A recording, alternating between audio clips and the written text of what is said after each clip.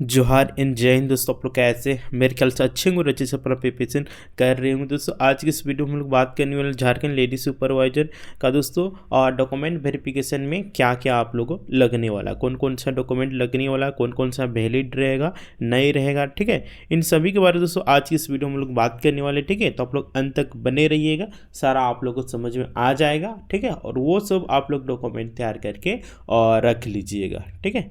तो चलिए दोस्तों, हम लोग आज के इस सेशन को हम लोग स्टार्ट करते हैं और हम लोग जानेंगे कि डॉक्यूमेंट वेरिफिकेशन में क्या क्या आप लोग को लगने वाला है या नहीं लगने वाला है, ठीक है। जातीय अवश्य कब वाला वैलिड रहेगा, नहीं रहेगा, है ना। इन सभी के बारे में दोस्तों हम लोग जानेंगे।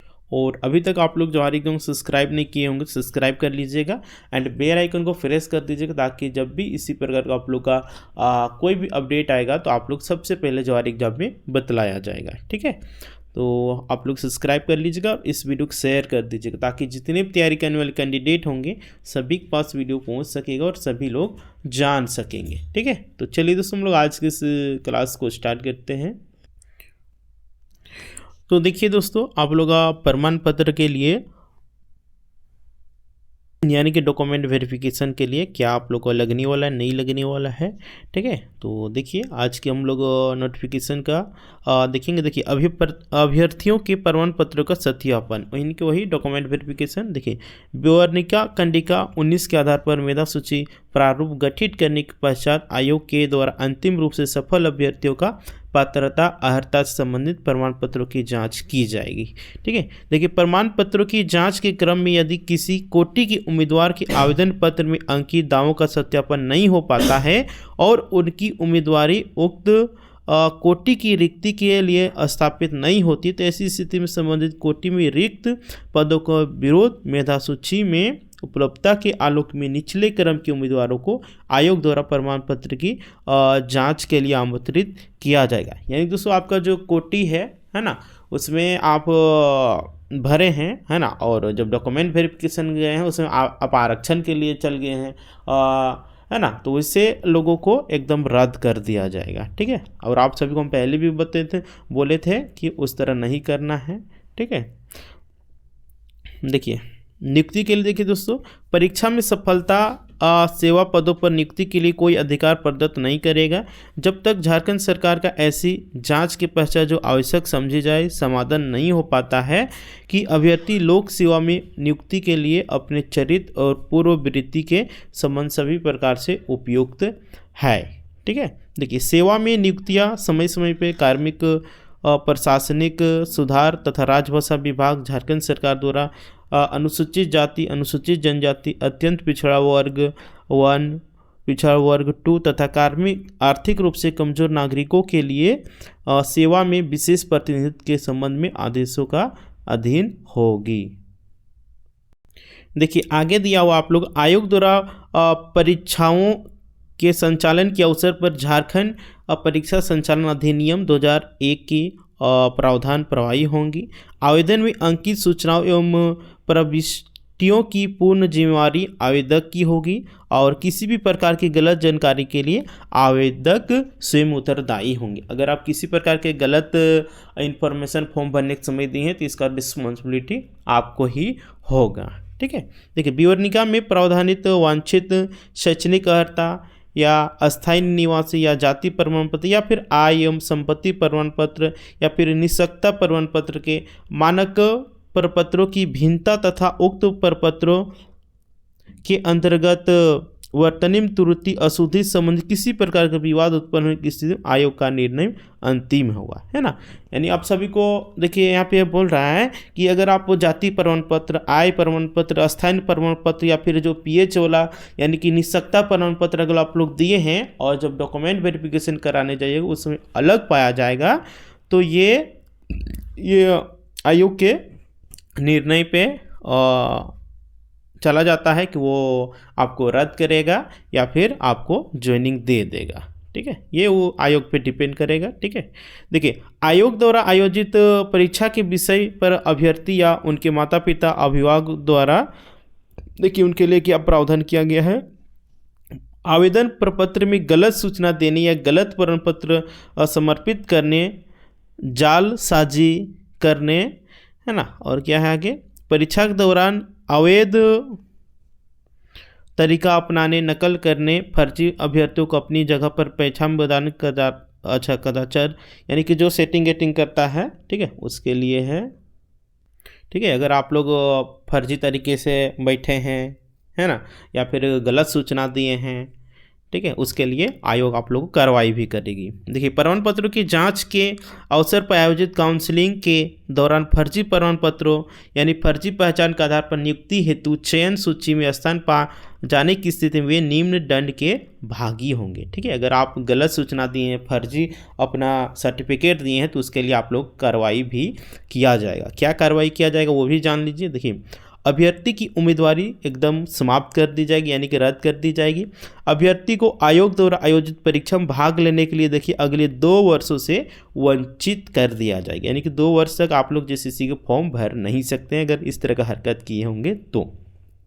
आपराधिक घटना की स्थिति में अभ्यर्थी, उनके माता पिता या अभिभावक यथास्थिति जो भी उत्तरदायी हो के विरोध विधि के अनुरूप कार्रवाई किया जाएगा। ठीक है, अगर आपराधिक घटना के अंजाम दिए हैं, ठीक है, अभ्यर्थी या फिर उनके माता पिता या फिर जो भी उनका अभिभावक है, उनके विरुद्ध आयोग के द्वारा कार्रवाई किया जाएगा। ठीक है, देखिए आगे क्या है, आयोग द्वारा आयोजित परीक्षाओं में अभ्यर्थियों की आवेदन पत्र उम्मीदवारी निम्न अवस्था में रद्द कर दी जाएगी। ठीक है, देखिए इस स्थिति में देखिए आप लोग रद्द हो सकता है। अभ्यर्थी की उम्र परीक्षा में भाग लेने के लिए निर्धारित उम्र सीमा में नहीं हो, यानी कि आपका एज ज़्यादा हो गया है या फिर फॉर्म मतलब भरने के समय जो दिया गया था एज उससे कम है, तो उसमें भी आप लोग को रद्द कर दिया जाएगा। ठीक है, देखिए आगे है, शैक्षणिक योग्यता सहित निर्धारित अर्हताओं को पूरा नहीं करना, यानी कि जो भी आप लोग क्वालिफिकेशन वो अगर आप लोग पूरा नहीं करते हैं तो आप लोग इतना जो मेहनत किए हैं वो आप लोग का पानी में चला जाएगा। ठीक है, निर्धारित परीक्षा शुल्क जमा नहीं करना, ये तो पहले ही के मैटर है, जो शुल्क ने जमा किए तो उनका तो रद्द ही हुआ है। ठीक है, देखिए आवेदन समर्पित करने की पूर्ण प्रक्रिया का पालन नहीं करना। देखिए, प्रमाण पत्रों की जांच के अवसर पर उम्मीदवारी के समर्थन में आवश्यक अर्हताओं से संबंधित यथा निर्धारित प्रमाण पत्रों के मूल प्रति समय सीमा के अंदर प्रस्तुत नहीं करना। ठीक है, यानी कि जो प्रमाण पत्र का जांच होगा उस समय आप लोग जो समय दिया जाएगा उसमें आप लोग जितना भी डॉक्यूमेंट बोला जाएगा वो सब सबमिट नहीं कीजिएगा तो आप लोग का उम्मीदवारी रद्द कर दिया जाएगा, यानी कि मेहनत पानी में। अगर कोई आयोग की परीक्षा में नकल करके पकड़ा गया होगा तो उसको भी रद्द कर देगा। आयोग की परीक्षा में अपने बदले किसी अन्य व्यक्ति को, हाँ, इसमें भी आप लोग को रद्द कर दिया जाता है।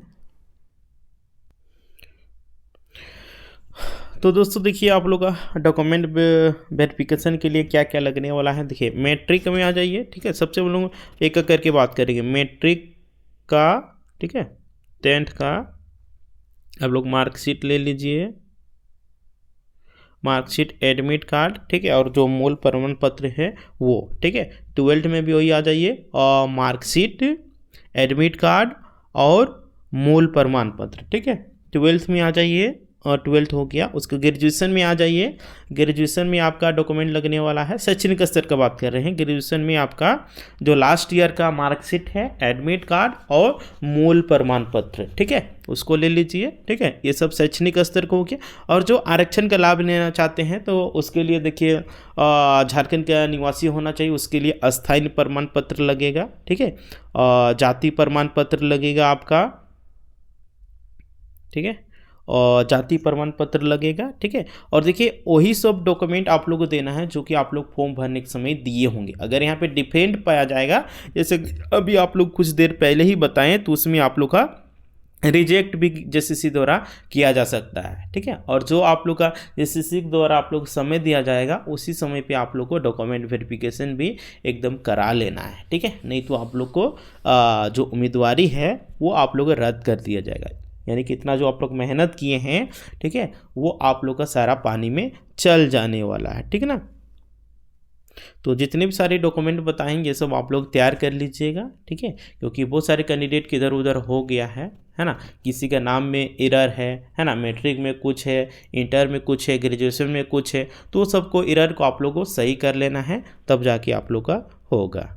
और देखिए जनरल वालों के लिए आप लोग का ये सब जाति और ये सब नहीं लगेगा, जो मतलब आरक्षण के लेंगे, जो कि ओबीसी हो गया है ना, एसटी हो गया, एससी हो गया है ना, ये सब के लिए आप लोगों को लगेगा। और पीएच वालों के लिए है ना, पीएच वाले यानी कि जो दिव्यांग कोटे के हैं उनके लिए आप लोग को बता देना चाह रहे हैं उनको जो पीएच आप लोग जो सर्टिफिकेट नंबर दिए होंगे वही सर्टिफिकेट चाहिए, ये नहीं कि आप लोग नया बना दीजिएगा वो दीजिएगा, वो वैलिड नहीं होगा, ठीक है। और पीएच वालों के लिए बहुत ही कम आप लोग का कटअप भी जाने वाला है, ठीक है, क्योंकि इसका अलग कोटा ही बनता। किसी भी गवर्नमेंट एग्जामिनेशन में जाकर देख लीजिएगा तो इसका कोटा बहुत ही मतलब कटअप बहुत ही कम जाता है ना। तो जितने भी आप लोग एग्ज़ाम दिए होंगे तो आप लोग का सिलेक्शन एकदम फिक्स है, ठीक है ना। देखिए आप लोग फिर से सुन लीजिए, मैट्रिक आप लोग का क्या लेना है, एडमिट कार्ड रखना है, मार्कशीट रखना है, ठीक है, और आप लोग का जो मूल प्रमाण पत्र है वो रखना है, ठीक, एकदम ओरिजिनल रखना है, ठीक है। इसका 2 से 3 कॉपी आप लोग जेरोक्स भी कर लीजिएगा, ठीक है। 12th में आ जाइए, 12th में भी आप लोग का मार्कशीट, एडमिट कार्ड और मूल प्रमाण पत्र। वही ग्रेजुएशन में आ जाइए, लास्ट ईयर का आप लोग का एडमिट कार्ड, मार्कशीट और मूल प्रमाण पत्र आप लोग को वहाँ पे लगेगा, ठीक है। और कम से कम 8 से 10 आप लोग अपना फ़ोटो भी, पासपोर्ट साइज फ़ोटो भी निकलवा लीजिएगा, और आधार कार्ड भी आप लोग रख लीजिएगा, ठीक है। और जो आप लोग का जाति आवासीय है ये सब आप लोग तैयार करके रख लीजिएगा, ठीक है। और ईडब्ल्यूएस के लिए जो ईडब्ल्यूएस सर्टिफिकेट आप लोग दिए होंगे वो आप लोग रखिएगा, ठीक है, और उसको ओरिजिनल एकदम लेते जाइएगा और जेरोक्स भी करके रखिएगा, ठीक है। डॉक्यूमेंट वेरिफिकेशन करने के समय आप लोग का ओरिजिनल ही देखेगा, ठीक है, उसके बाद जो जेरोक्स रहेगा वो और रखिएगा, ठीक है ना।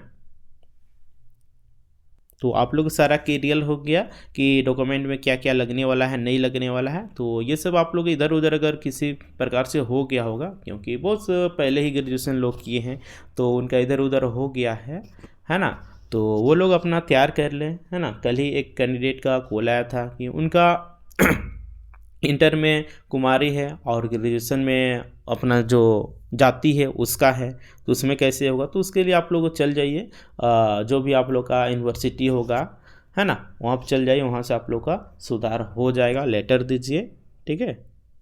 तो आप लोग क्लियर हो गया क्या क्या चाहिए नहीं चाहिए, ठीक है।